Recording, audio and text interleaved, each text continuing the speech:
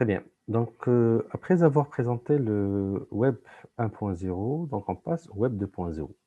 Alors en fait, le 2.0, c'est-à-dire la deuxième génération du web, a connu le jour après la création ou le lancement pour la première fois des blogs et des wikis, d'accord? Donc la création du tout premier blog, et je pense que vous vous rappelez tous de, Skyblog, Skyrock, et cetera, et ça continue à exister jusqu'à aujourd'hui, hein, pour certains qui sont nostalgiques. Donc, c'était la première fois où, un internaute quelconque pouvait mettre du contenu sur internet et ce contenu va être accessible à monsieur tout le monde. Dans le 1.0, il y avait du chat, hein, il y avait du chat. On pouvait tchatcher, il y avait de l'emailing dans le 1.0, mais dans le 1.0, c'était dans des canaux très particuliers, des canaux très restreints. Par exemple, des logiciels de chat, à l'époque, dans le 1.0, un logiciel connu, hein, très connu, s'appelait le Mirk, hein. Je ne sais pas si je peux toujours voir des captures d'écran du Mirk. Donc sur le Mirk, ouais, hein, vous voyez, ça continue à être, déjà, à être toujours en vente. C'est ça le Mirk. Alors le Mirk, je ne pense pas que vous avez pu, travailler avec Mirk, sauf pour, ceux qui sont assez curieux, pour essayer de voir un peu les gens, comment ils fonctionnaient avant. Mais notre génération à nous, on a travaillé avec ça, hein, c'est avec ça qu'on tchatchait.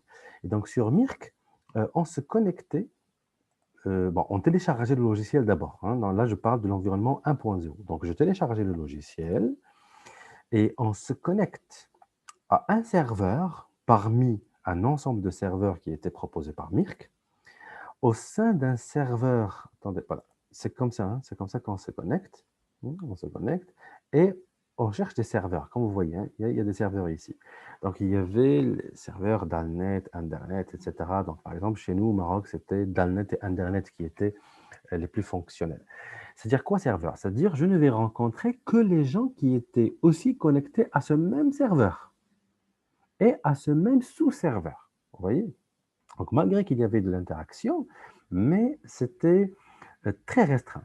Et donc, une fois j'entre dans un serveur, je pouvais avoir des channels, hein. Donc, ça, c'est un ensemble de channels. Comme vous voyez, ce sont des channels.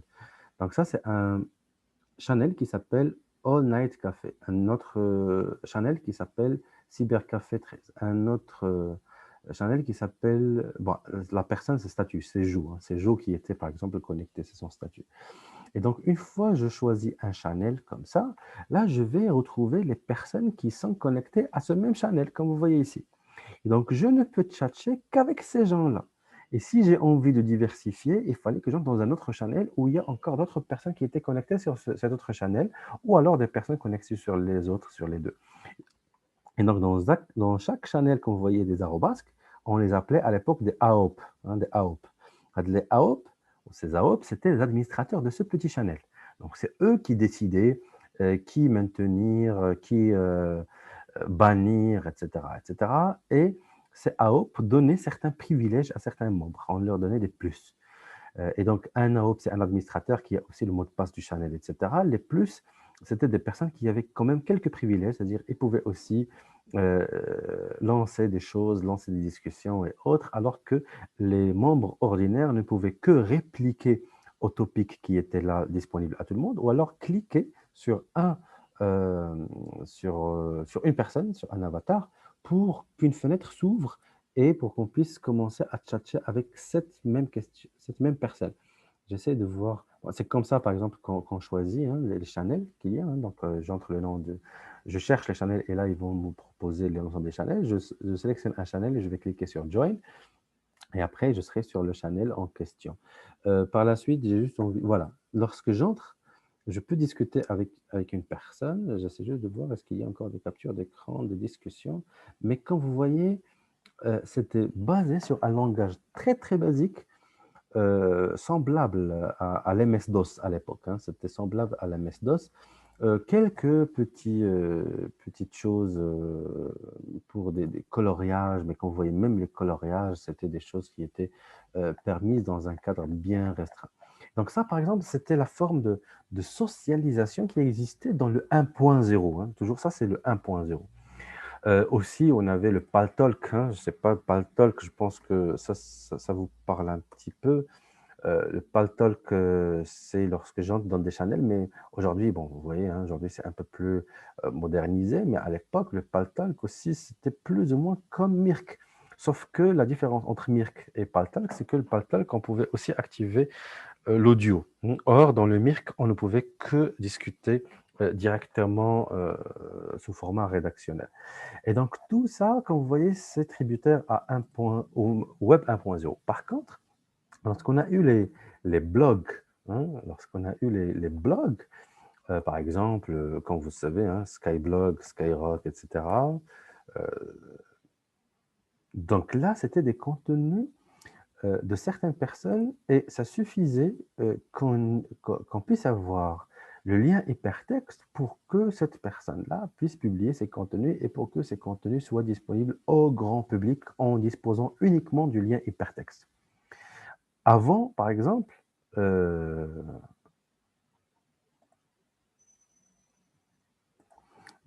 avant, le contenu n'était disponible qu'aux personnes qui étaient connectées au même serveur que nous. Voyez.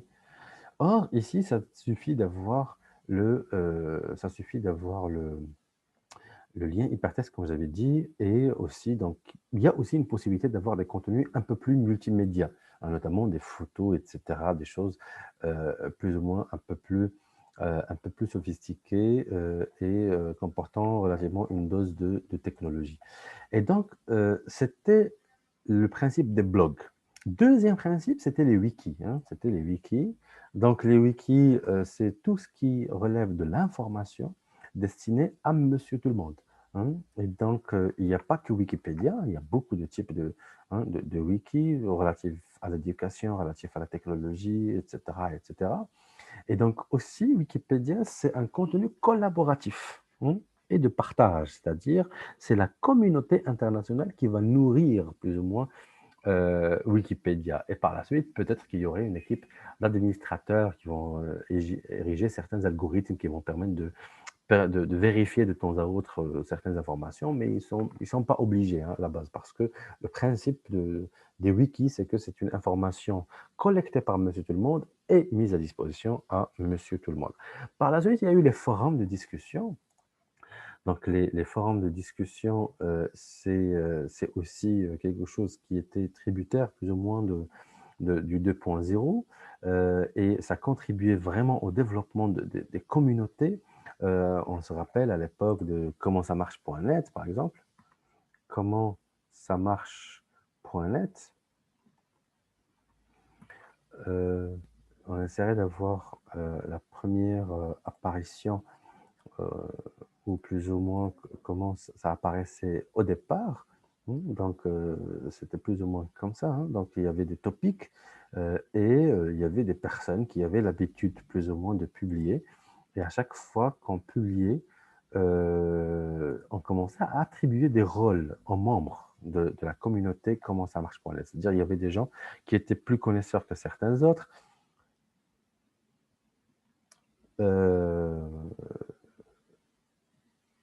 Alors, j'ai une question. Oui, MSN, en principe, faisait partie du 1.0, effectivement. Hein. MSN faisait partie du 1.0 parce qu'on devait avoir l'identité de la personne et d'avoir accepté la personne pour pouvoir communiquer avec elle. Et la communication n'était pas destinée au grand public. Et ce qu'on disait n'était pas rendu public quand on le voulait. Donc, toujours lorsqu'on a ces canaux restreints, trop limités, toujours, et forcément, on est dans le 1.0.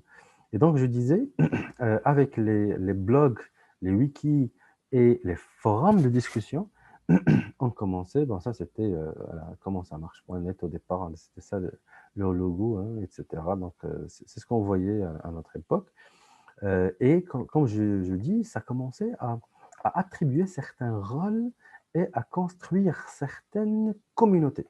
Et donc lorsque on est dans la constitution de communauté, forcément, on peut parler d'un web des communautés virtuelles ou un web communautaire. Et donc le web 2.0 s'appelle aussi le web social, s'appelle aussi le web interactif, s'appelle aussi le web communautaire. Et par la suite, c'est aussi le web des réseaux sociaux.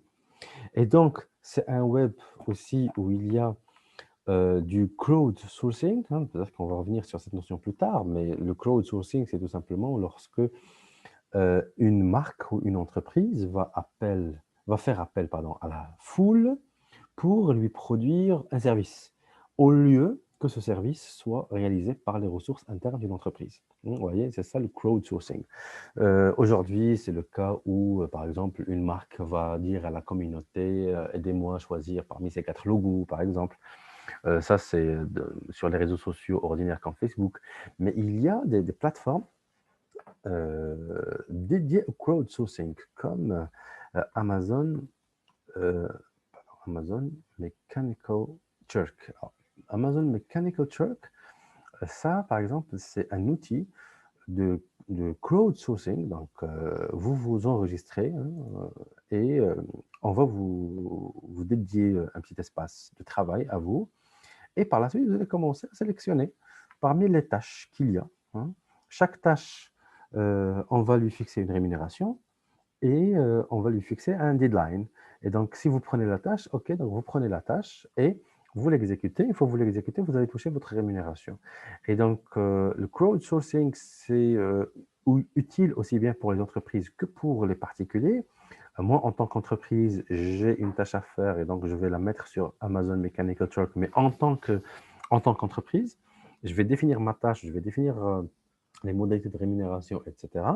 Et c'est la foule qui va me faire ça. Hein. Donc, une personne va la prendre, ou plusieurs personnes vont la prendre, mais idéalement, il faut que ce soit une tâche réalisable par le maximum de personnes possible. Vous voyez, c'est comme si j'ai, bon, l'exemple des algorithmes, lorsque j'ai envie de faire du learning pour mon algorithme, par exemple, il faut que beaucoup de personnes l'exécutent.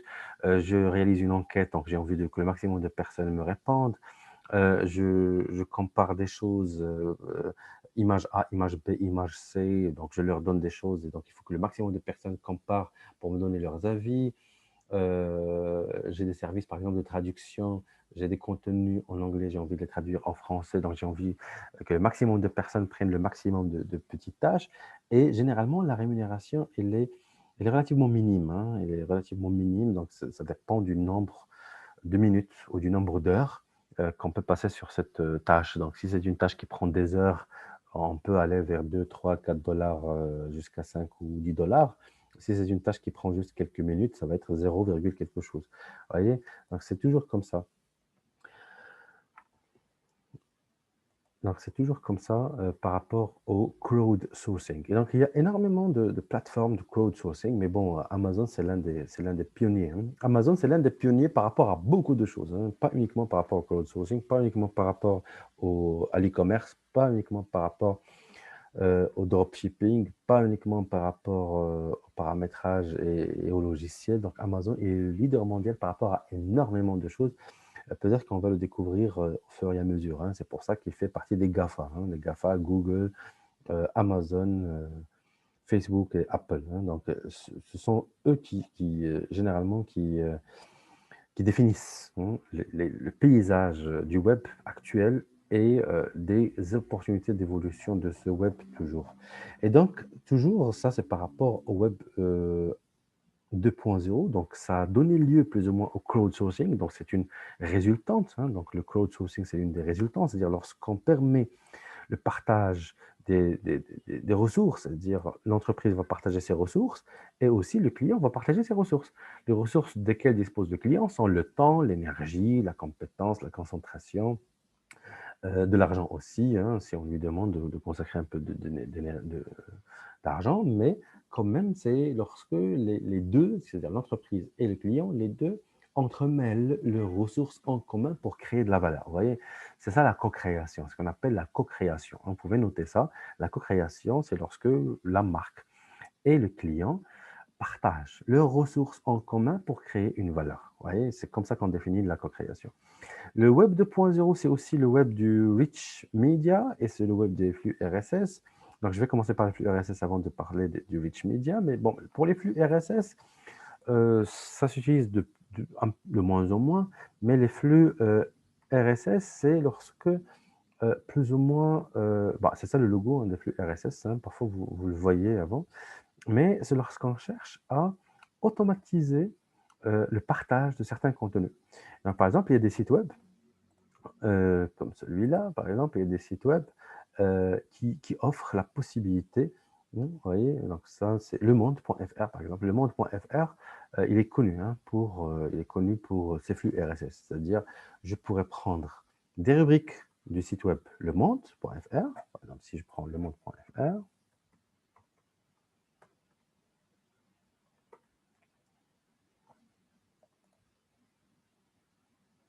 il y a des rubriques, sur le site web Le Monde, hein, actualité, économie, vidéo, etc. On accepte les cookies, etc. Et donc, si moi, par exemple, je vais dire, allez, je vais dire le mag, l'actu, les posts, style, par exemple.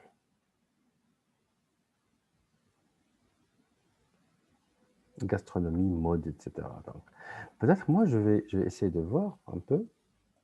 Cette rubrique, par exemple, de mode m'intéresse parce que moi, plus ou moins, je travaille sur un site web qui, voilà, qui s'intéresse grosso modo à la mode, à la vente de vêtements ou autres.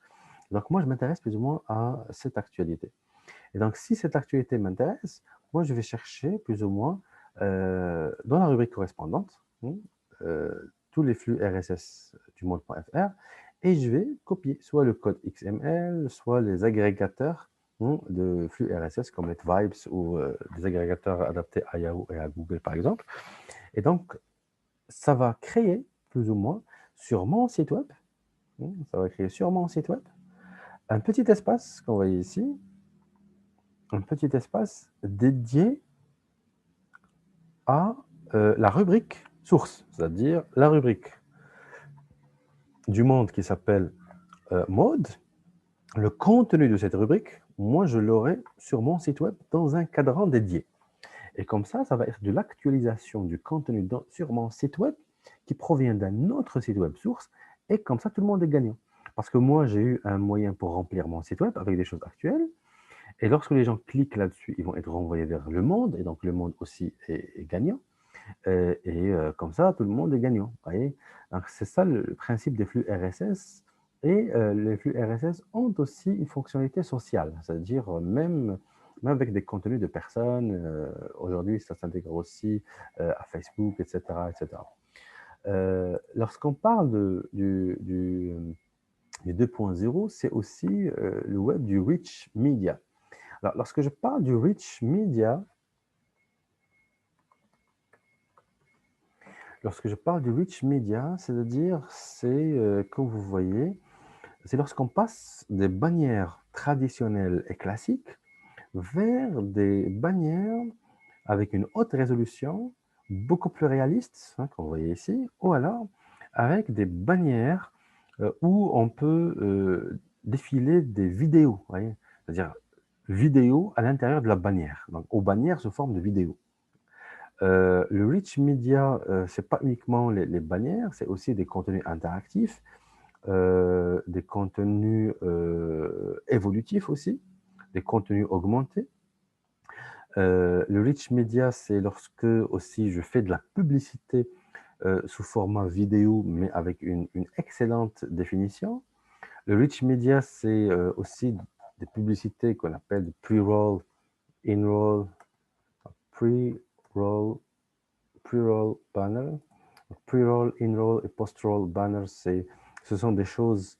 C'est comme lorsque vous voyez, par exemple, sur YouTube, vous voulez voir une vidéo, sur Facebook, vous voulez voir une vidéo, mais il y a quand même une publicité qui va passer avant que vous visionnez votre publicité. Ça s'appelle pre-roll, c'est-à-dire c'est quelque chose qui va apparaître avant que vous ne visionnez votre contenu que vous cherchez. Vous voyez, ça c'est le pre-roll. In-roll, c'est, bah, on va voir, est-ce qu'il y a des vidéos, parce que lorsqu'on met pre-roll, c'est autre chose. Alors rapidement.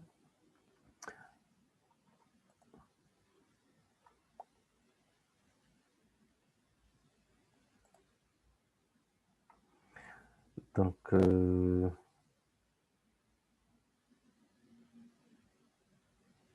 Le pre-roll, c'est lorsque la bannière va apparaître euh, avant la diffusion du contenu. Vous voyez? Ça, c'était pre-roll banner. Et donc, lorsqu'on travaille sur les pre-rolls, généralement, c'est destiné aux réseaux sociaux. Hein. Le pre-roll et le post-roll, c'est-à-dire soit avant, soit pendant, soit après la vidéo que vous cherchez, c'est tributaire des réseaux sociaux. Hein, parce qu'en fait, là, on commence à considérer les réseaux sociaux comme étant un média ou un nouveau média. Hein. Je reviendrai sur cette notion plus tard. Mais les réseaux sociaux ne sont pas uniquement considérés comme des espaces de réseautage ou des espaces communautaires ou des espaces de socialisation, mais aussi des espaces qui ont des audiences.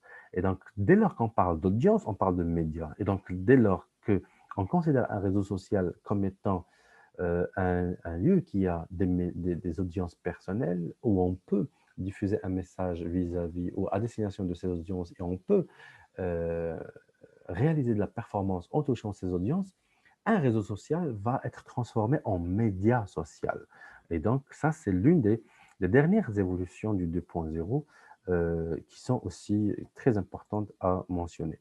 Et donc, en fait, lorsqu'on parle de la publicité, donc on est passé de la publicité normale, texte ad, vers une publicité, ce qu'on appelle display, c'est-à-dire bannière, parce que vous voyez display, c'est la bannière, vers le rich ad, ou rich banner, ou rich media advertising, c'est-à-dire là où la bannière elle-même peut prendre différentes formes en fonction des supports dans lesquels elle est diffusée et en fonction de ce qu'on cherche à diffuser comme message.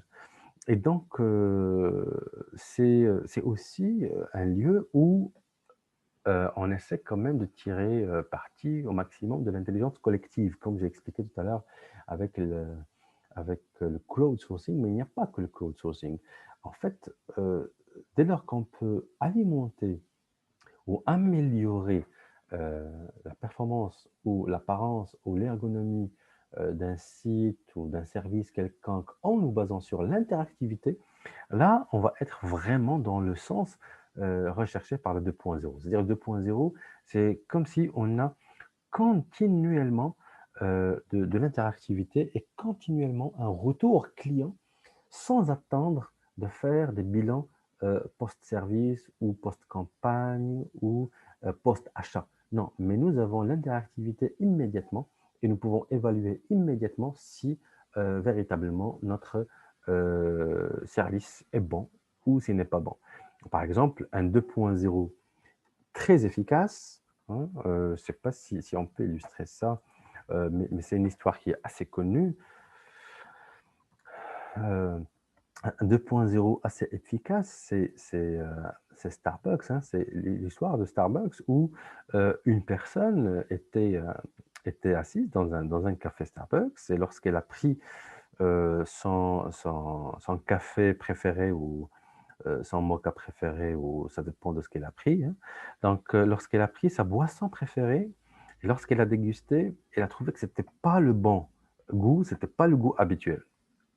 Et elle a très rapidement posté, je ne me rappelle plus, c'est sur Facebook ou c'était sur Twitter, elle a très rapidement posté qu'en quoi, bon, Starbucks n'a finalement pas le même goût à chaque fois, et donc je sens que je suis un petit peu déçu, malgré que j'adore le coin. Et donc très rapidement, le fait que cette personne poste ce contenu dans les réseaux sociaux, aussitôt la direction Starbucks, bon, les managers des social media de Starbucks ont identifié ce commentaire, ont identifié l'endroit d'où provient ce commentaire, et ils ont averti sur le champ le manager de ce café-là, de ce point de vente-là, et on a changé à la personne la boisson quelques minutes ou quelques secondes après avoir posté ce commentaire. Vous voyez, ça c'est la puissance des réseaux sociaux, c'est la puissance aussi des gens qui cherchent à développer de 2.0 et qui cherchent à gérer leur e-réputation. Donc tellement leur mécanisme de e-réputation est fonctionnel et très performant qu'ils ont pu résoudre un petit problème en quelques minutes, hein, en se basant plus ou moins sur leurs outils qui sont performants. C'est ça la puissance du 2.0. Bien entendu, celle-là, elle est un petit peu couplée aux données, hein, un petit peu couplé à la data. Et donc, la data, lorsqu'on parle de l'exploitation de la data, là, on passe au 3.0. Mais quand même, l'essence même du 2.0, c'est ce pouvoir qu'on donne au consommateur. C'est-à-dire le consommateur est désormais un acteur. Il est désormais un acteur et il est désormais une partie prenante à part entière dans le paysage et dans le marché d'une manière générale. Et donc, vous pouvez lire ce qui est sur la diapo rapidement, mais d'une manière générale, là, euh, on est, on est quand même, dans un aspect qui est important. Autre point qui est extrêmement important dans 2.0, c'est l'UGC, User Generated Content. Alors, le User Generated Content, ou le contenu généré par les utilisateurs, peut prendre beaucoup de formes. Il peut prendre la forme d'un bouche à oreille électronique, d'un post, d'un commentaire, d'une vidéo, d'une photo prise ou autre, ou d'une appréciation quelconque. Et donc, lorsque je parle de User Generated Content, c'est devenu un contenu qui est extrêmement puissant. Et à un moment donné, on peut dire que le User-Generated Content, il entre en compétition avec le brand content, c'est-à-dire le contenu de la marque. Donc, le contenu de l'utilisateur, il est aussi important que le contenu de la marque. Et ça, c'est très important, parce qu'on va revenir sur ça plus tard, avec des discussions un peu plus approfondies. Mais il faut aujourd'hui que toute marque puisse évaluer les commentaires, évaluer les contenus des utilisateurs à leur juste valeur. Et à un moment donné, considérer que ce sont des contenus concurrents au contenu de la marque s'ils proviennent de personnes qui sont insatisfaites. Par contre, lorsque ces contenus proviennent de personnes qui sont satisfaites du contenu du service de l'entreprise ou de la marque, là, on considère quand même que c'est un partenariat, c'est de la co-création et c'est ce qu'on appelle aujourd'hui du consumer ou du customer empowerment. Empowerment, c'est-à-dire empouvoirment, hein, c'est ça la traduction qu'on donne, c'est-à-dire lorsque on dote le consommateur ou le client d'un pouvoir de décision et lorsque la marque va se plier plus ou moins aux préconisations des, euh, des internautes. Et donc, tout à l'heure, je parlais du passage des réseaux sociaux vers les médias sociaux. On les appelle les médias 2.0. Là, par contre, on parle de médias 2.0, c'est-à-dire lorsque les réseaux sociaux sont devenus des lieux où il y a des masses de personnes qui sont connectées tout le temps à ces réseaux sociaux. Et donc, ils passent le plus clair de leur temps sur ça. Et lorsqu'on évalue le nombre d'heures d'exposition et lorsqu'on sait localiser plus ou moins la personne et on sait il est en train de regarder quel contenu à quel moment, là, on peut parler d'une audience et d'une possibilité de mesure d'audience. Et donc, lorsqu'on a cette possibilité de mesure d'audience, et lorsqu'on a c'est du tracking, hein, c'est du click stream, hein, click streaming, stream, ou alors du tracking tout simplement, des personnes lorsqu'elles voient des choses. Là, on peut les cibler, mais d'une manière un peu plus payante. Hein. Lorsqu'on utilise le réseau social, on utilise sa version payante, c'est-à-dire pour diffuser une publicité, un contenu, une bannière, acheter des bases de données, diffuser des choses. Là, on peut parler carrément de médias 2.0 et même les personnes qui sont des influenceurs et qui commencent à avoir des, des fans ou des audiences qu'on compte en milliers, en dizaines de milliers, voire des millions qui les suivent, et lorsqu'ils commencent à prendre de l'argent pour parler favorablement d'une marque ou d'une entreprise, là, on peut aussi considérer ces gens comme étant des médias parce que on les paye en contrepartie de leur service. Donc, ce n'est pas de l'influence pure et simple, mais quand même, c'est quelque chose qu'on paie en contrepartie du service offert. Et donc, on partage énormément de choses en se basant sur le besoin client, bien entendu, mais aussi en se basant sur les types de contenus partageables. Donc, on a des réseaux sociaux qui commencent à se spécialiser et, dans un deuxième temps, leurs algorithmes aussi vont être adaptés au format des vidéos publiées ou des contenus publiés. Donc, les types de contenus sont des vidéos, documents, des inspirations pour les créatifs, etc., musique, des lieux. Et il se base aussi sur des systèmes de messagerie. Donc, système de messagerie, on appelle ça de dark social. Dark social, c'est lorsqu'il y a cette partie cachée. Tout ce qui est dark, tout simplement, c'est pas toujours négatif, hein, mais dark, c'est-à-dire une partie cachée qu'on ne peut pas voir, hein, qui n'est pas éclairée, hein, qu'on ne peut pas voir. Et donc, il y a aussi des échanges qui se passent entre les internautes ou entre les marques et leurs clients dans des espaces dédiés à la communication personnelle. Mais quand même, cela se passe d'une manière axée sur le réseau social ou basée sur les algorithmes du réseau social. Et donc, ça aussi, c'est un potentiel qui est très, très important. C'est pour ça d'ailleurs que Facebook avait racheté WhatsApp à l'époque, parce qu'ils ont compris qu'il y a un grand pouvoir du dark social et il y a une grande possibilité d'influence qui s'effectue à travers le dark social. Et par la suite, lorsqu'elle a acheté Facebook, elle a commencé par la suite à vendre des campagnes publicitaires par SMSing, par emailing, par inbox et par WhatsApp aussi. Et donc, on peut acheter le service WhatsApp pour diffuser des messages aux gens en couplant son WhatsApp à son Facebook, bien entendu. Et ça, c'est juste un exemple, mais la majorité aujourd'hui, la majorité des entreprises, elles opèrent selon le même fonctionnement. Donc, grosso modo, c'est ce qu'on peut dire par rapport au 2.0, mais le 2.0, c'est beaucoup plus grand que ce que je viens de dire, hein. Je vous ai juste mis sur les pistes pour comprendre la distinction entre le web 1.0 et le web 2.0. Donc, pour récapituler, le marketing, maintenant, ce qui nous intéresse, le marketing 1.0, c'est un marketing read-only, c'est un marketing qui se base uniquement sur les bannières publicitaires pour adresser de la communication monosens. Et c'est un marketing où il n'y a pas véritablement beaucoup d'interactions. Et donc, c'est aussi un marketing qui considère Internet comme un média supplémentaire, hein. Donc, à l'époque,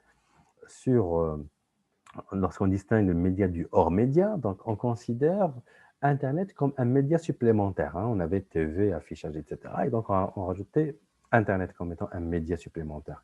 Et aussi, on considérait Internet comme un espace hors média pour l'emailing, plus ou moins.